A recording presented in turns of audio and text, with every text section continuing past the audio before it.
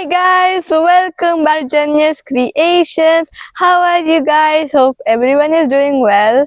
So, I have a question to ask you all. What does this phrase spirit of inquiry imply? What is its important? Does it mean asking questions, or is it being curious and going deeper and wanting to know more of it? Or is it about knowing what you learned is learned correctly? That is what spirit of inquiry means. So let me tell you a story of a boy who loves to travel, even if it's places far away.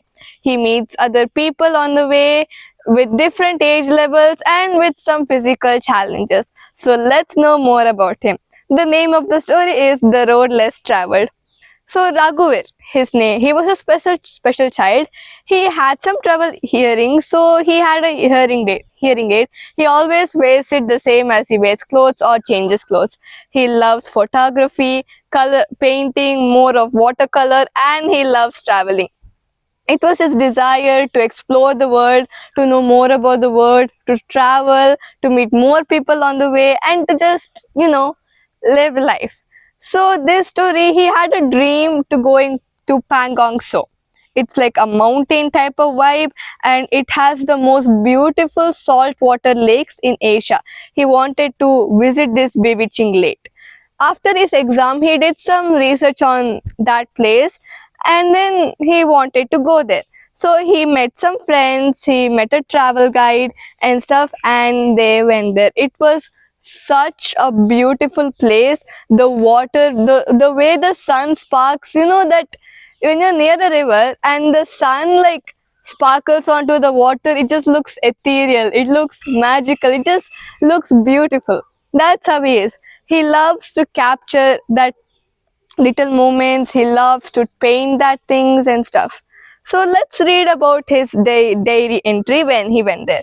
So Sunday, April 24, it was his birthday, a great day of achievement. They were in the Pangongso mountain and they knew more people. He met great open-minded people and he was just enjoying his life. When he went out to look out the tent, he saw just the beauty of the nature. He saw how everything was looking beautiful, the mountains covered in snow, the water just streaming peacefully, and everyone just uh, you know enjoying living their life, being peaceful.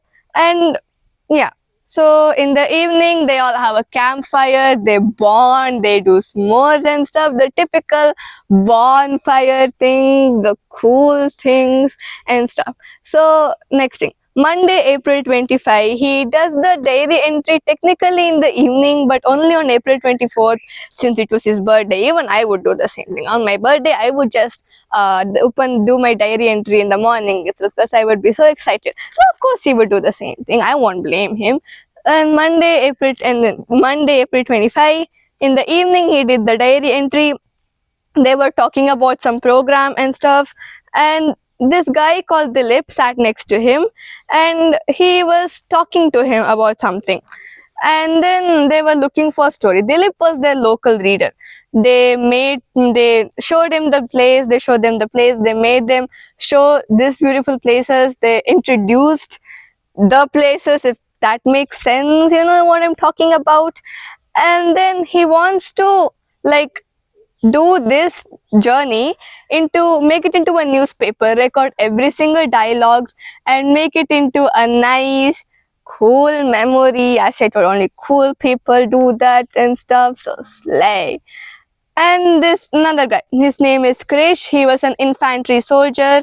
So I think infantry means a foot soldier, like they do it on foot, they do the gun and stuff, you know what I mean.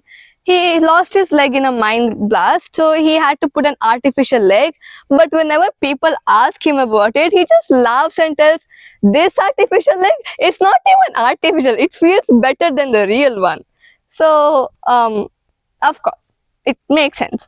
And he never complains about any injury. And there's this guy called Gautam. He is the silent one. He does the manner. He's the honeybee in the manner of working. He never gets distracted. He always begins the work and does it smoothly. Smoothly. Yeah.